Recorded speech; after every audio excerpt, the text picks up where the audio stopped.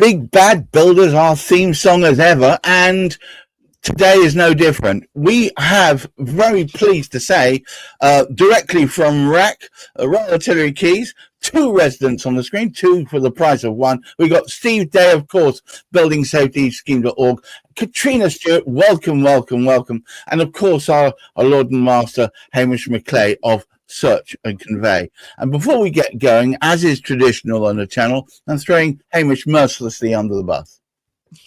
Well, the saga, the saga continues. It seems to be unstoppable for some strange reason. That is a never-ending story.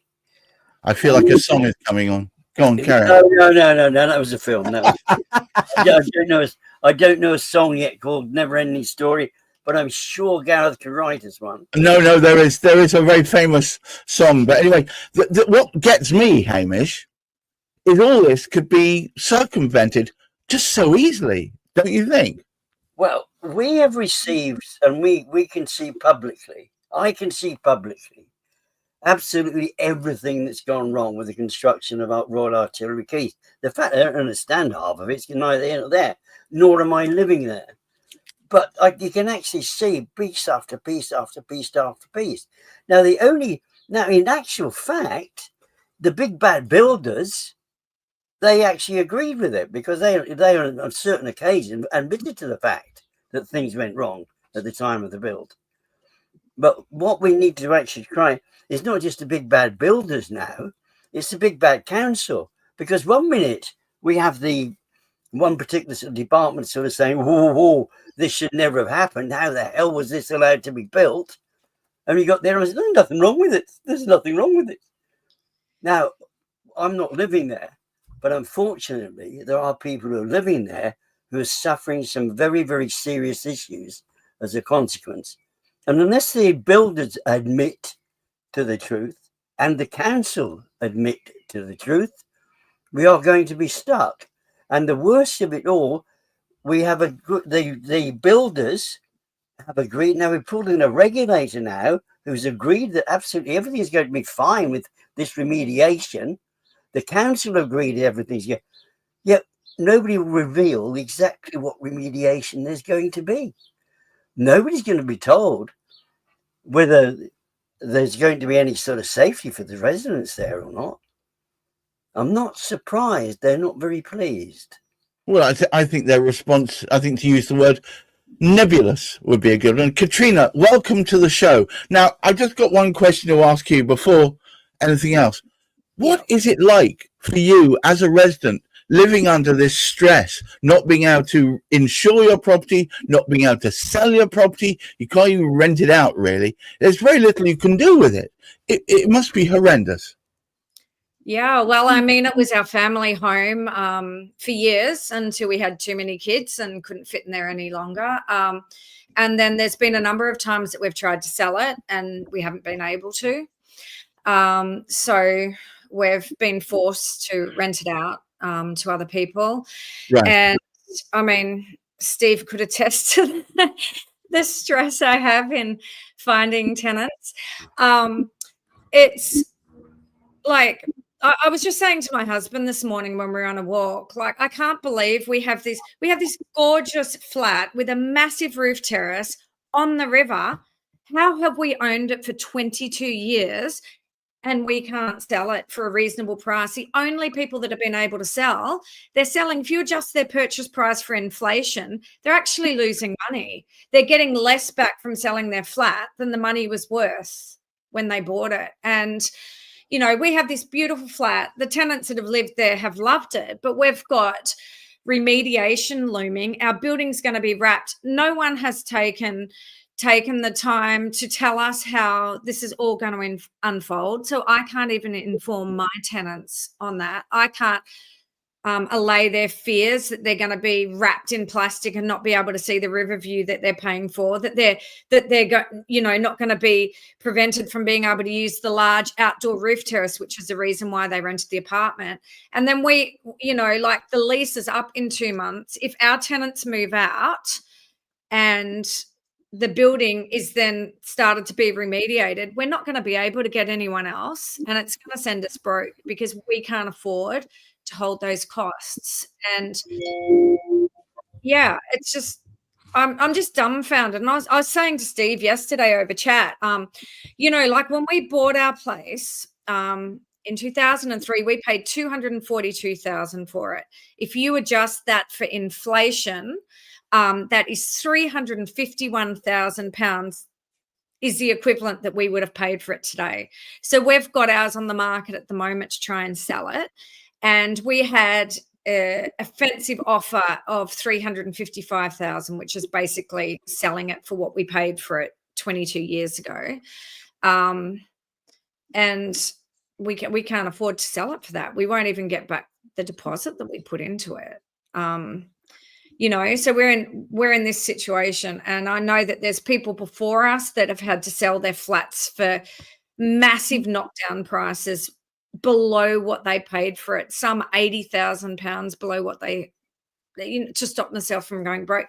Yet these developers got 242,000 for it in 2002. 22 years later, there's not even the tiniest bit of fat for any of us to have. Like, why should they rake in all the profit, build these substandard buildings? In many cases, people have gone to renovate their buildings, taken the bath panel off and found a bottle of pee left by the builders. Like, that's what they thought of us when they were building them, that they would do something offensive like that. Like, that's the attitude that the builders had towards us residents. Like, it's just outrageous. It's just, I just can't believe, I can't believe their attitude. And that the council aren't sticking up for us. It's just unbelievable. It is frankly disgusting. And if it was in one of those shows where we're taking the mick out of how silly people are, we'd all be laughing. But when it's actually there in reality, it's horrendous. Steve, thank you so much for all the work you've been doing. I've been, frankly, a witness to a lot of it. But still, you would have thought that in this post-Trumpian world, whereby we're allowed to you can point to the emperor with no clothes on and still nobody sees that he's got no clothes. The Greenwich are stating there's no case to answer. What the hell's going on? Well, I mean, we are as surprised as anyone. I mean, as a residents group, we've been pushing the evidence out there on the BBC National News. The Sunday Times did a big double-page spread with all the defects. We had the cladding manufacturer come and condemn it after an intrusive investigation. They put plastic fixings in the fire breaks. They didn't get the render thickness right. They didn't get the adhesive pattern right. Then we had Barrett. They went and checked a fire break. They couldn't find any fixings at all. The thing would just fall off as the fires go up and down the building, so that's great. And then we got 2-3 fire reports basically saying that it's not installed to the building regulations at the time of construction, which is what the council deny there's any evidence of. And then the fire brigade, the council's only building control department, condemning the work. And also a court submission to the first tribunal made under oath with a truth certificate saying it doesn't meet building regulations at the time of construction. The council says there is no evidence that it doesn't meet building regs at the time of construction. All of that evidence doesn't exist. And you residents are over egging your pudding. And that's caused me to be attacked 2 weeks ago. I was told to watch my back, and my bike was threatened. They said, we've looked at where you put your bike, and it's all because they believe that I've over exaggerated for 4 years all the regulation breaches despite the evidence. So they're splitting the campaign at RAC, and the council have had the opportunity now to respond. This happened 3 weeks ago, this denial, and they did reply couple of days ago and blame the external counsel, their lawyers, that were responsible for this terrible decision. But that doesn't get them off the hook, because what did they tell those lawyers? What evidence of the no evidence did they send over? And why did they accept it when they know full well, at least the London Fire Brigade notice and the building control evidence from their own department is supporting our view? And why are they not correcting it now? Anyone that can see the Royal Artillery Keys Twitter pages, my LinkedIn, our rap that's gone around 12,000 views now, everyone could see the evidence is that, Yet the council are silent. They're allowing a residents' campaign for and hard-won evidence for 4 years to be silenced and ridiculed, splitting us apart from each other. And their silence is unacceptable, and it must stop. It's incredible, isn't it, really? I can't believe that this has been allowed to roll on for over 20 blooming years. The poor ladies like Katrina, I can't believe you've been left in this position, but we must rattle the sabers and bang the drums and make sure that people can realize this can't continue, because dear Steve has brought you to my attention. This is just one of thousands of similar residents that are having the similar problems. Location, I mean, sorry. It must be at least vilifying for you to think that they being allowed to get away with it by the council. It's just it's unbelievable. Like how can they deny like all these external? These are the kind of things that they'd wave at us and say, we've got evidence, here's an official thing from this company surveyor and this and this and this. But when we have it and we're presenting that, they say it's not true. They won't even look at it. Like, why are they so adamant that it doesn't exist? Why won't they look at it? What interests are they protecting? Because it's not ours. And surely there has to be a way legally to hold them responsible for this, because they are elected by the people. They're supposed to be representing the interests of the people in their electorate, yet they're batting for a big builder. It's wrong.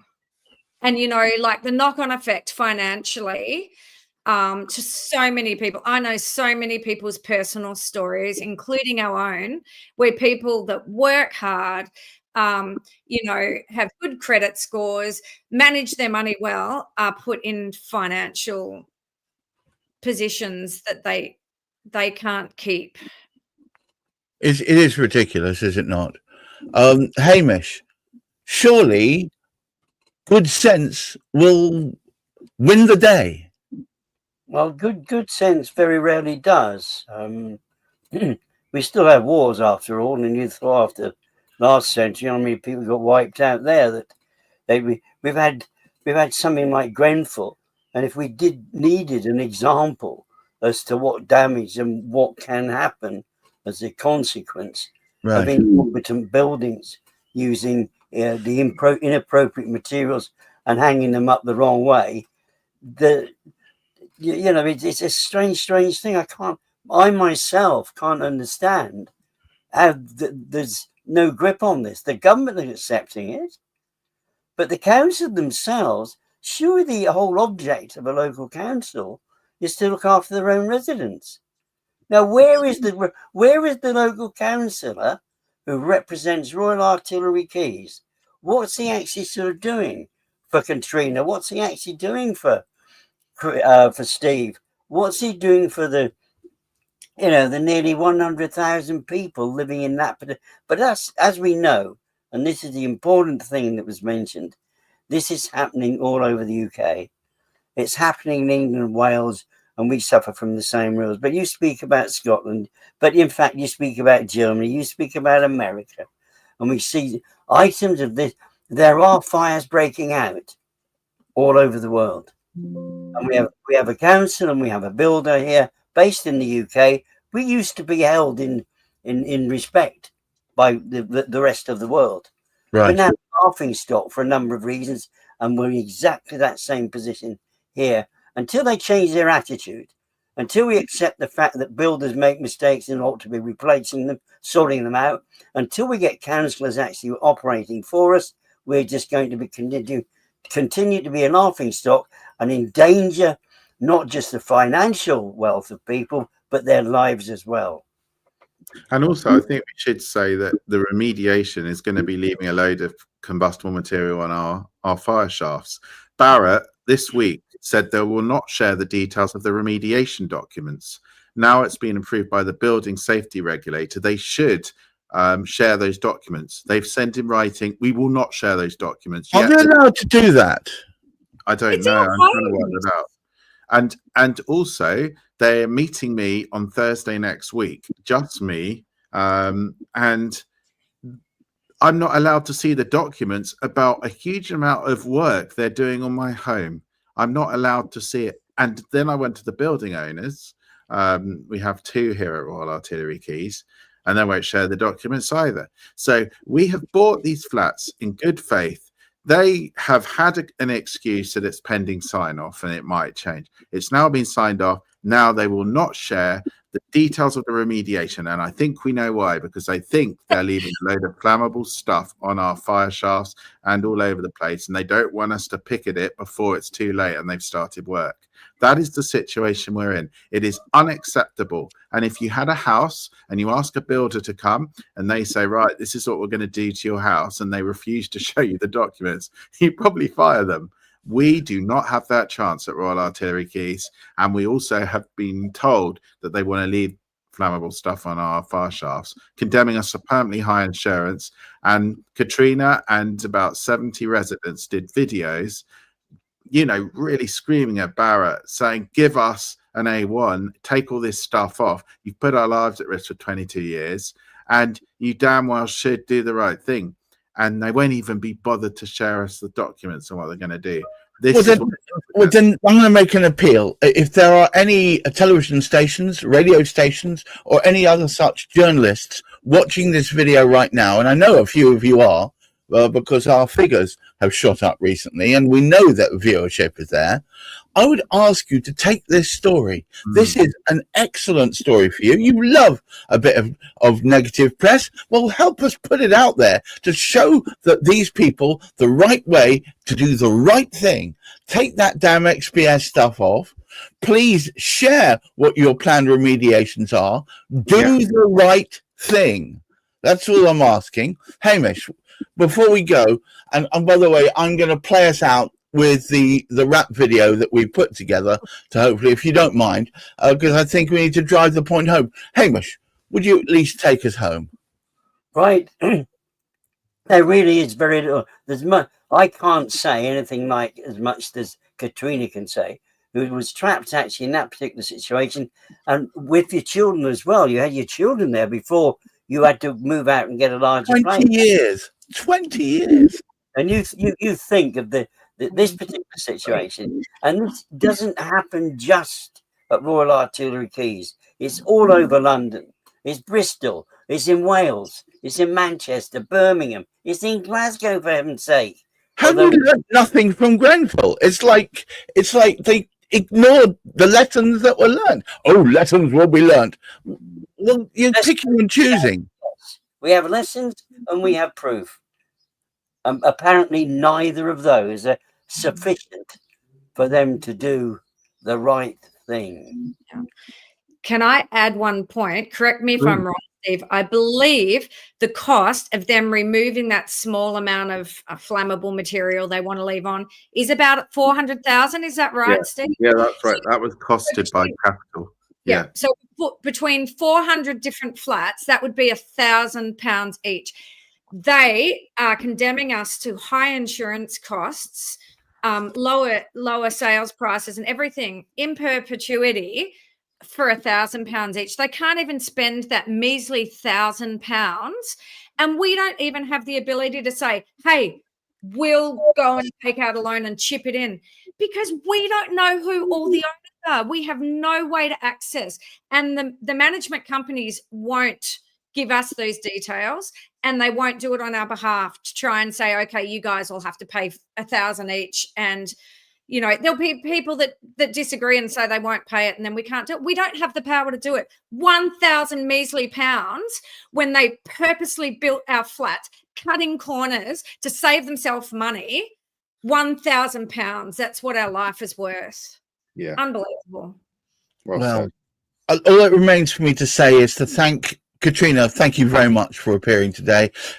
Your passion is what helps fuel this thing. Steve, Day, again, your integrity is amazing, and I can't believe more people aren't listening to it. And to anybody out there who is doubting this is a real thing. I don't care what the Greenwich are saying. There is a case to answer. And Hamish, thank you for putting this together as the vehicle by which we can actually get this kind of information out there. And to all of you out there, if we tell the truth, if we behave like honest brokers, if we deal with people that means that they should be dealt with, you'll end up with a better tenants, better residents, and we'll be happier with you. But as it is at the moment, all you're creating is a core of confusion and a lack of belief in you or what you represent. Do the right thing, Greenwich Council. Do the right thing. Until next time, I wish you all very well. Hope you have a marvelous weekend, and do look after that mental health. Here's that tune.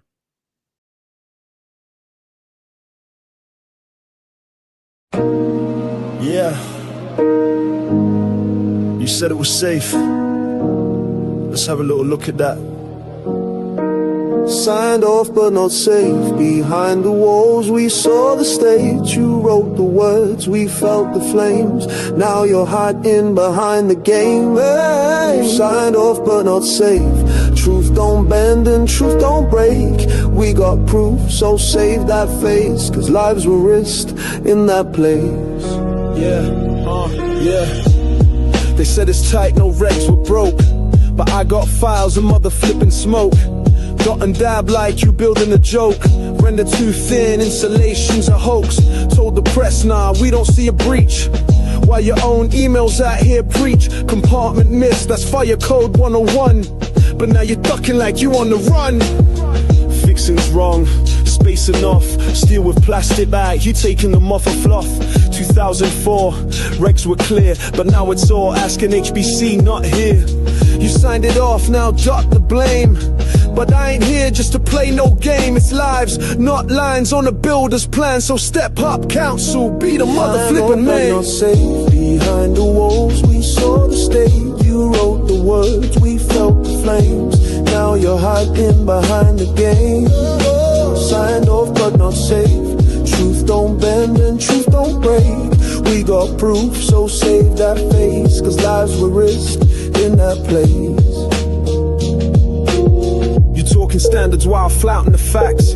Meanwhile, residents paying council tax. What's that buy? A box with cladding that burns and letters that gaslight like it ain't our concern. Yeah.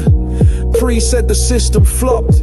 E bodged and corners chopped. So if there's no breach, then what's the repair?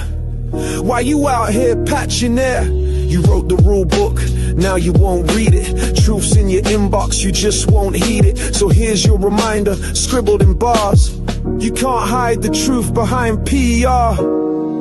Signed off but not safe. We see the cracks behind the paint. You took a risk and passed the blame, but we won't play that council game. Whoa. Signed off but not safe. Your words won't cover what they can't face. The truth is loud, no need to shout. We've called you out.